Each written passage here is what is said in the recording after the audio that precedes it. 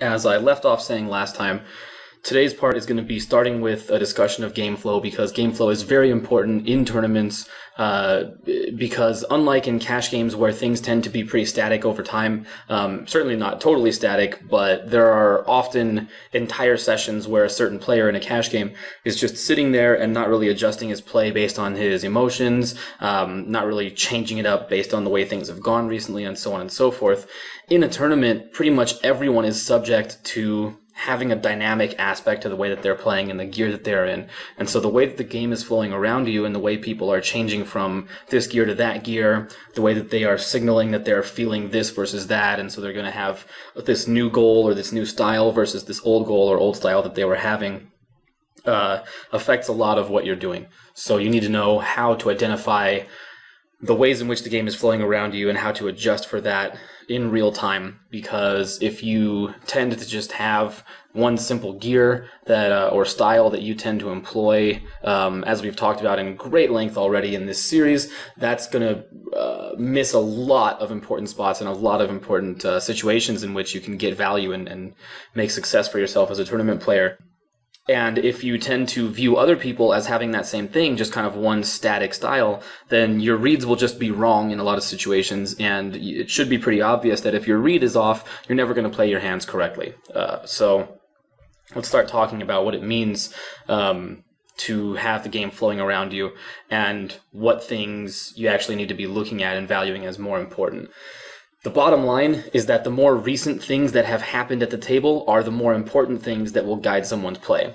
So let me give one stark example of how it's easy to make a mistake despite having some recent information. Suppose that someone at your table has been playing very tight and calm and patient all day long.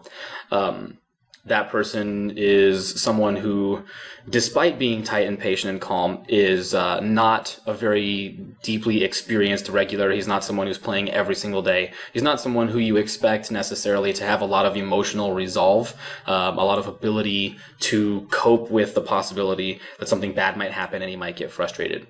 If you're playing with someone like me, or possibly like yourself, who plays every day, then in general you don't expect that person to react very strongly to some emotional input. However, many people, despite seeming to be knowledgeable and fairly serious type players, are utterly susceptible to emotional stimuli. So this person's been tight all day, as I said, and they've been playing very patient and calm. Now, over the last 20 minutes, they've experienced some very frustrating hands. They had one hand where they wound up thinking a lot before folding, and it seemed to be a fold that they believed in but had a very difficult time making. And after that, they wound up doubling up some short stack after having gotten it in ahead and losing despite that. And, waking up with aces against the short stack sevens, and the short stack hit a 7 or something like that.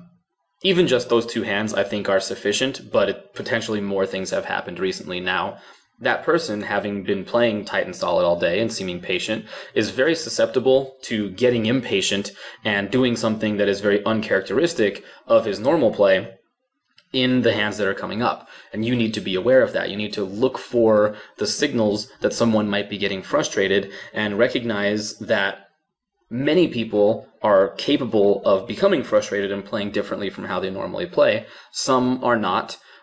Some have that capacity, but they manage to just take a deep breath and get over it, and so on and so forth.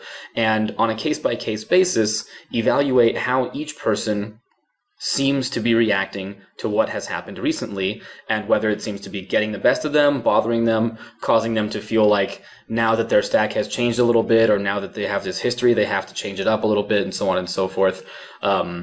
Another simple example is someone who's been playing very, very aggressive all day, but recently has experienced a run of hands in which everyone has seen that that person has been caught in a few bluffs, may feel that his credibility is shot or that his level of embarrassment is high. However he's looking at it may adjust to the point where he's not bluffing for a while.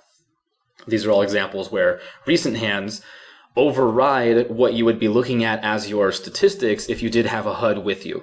And recent hands tend to be a lot more important than hands that occurred some amount of time ago that no one's really thinking about anymore.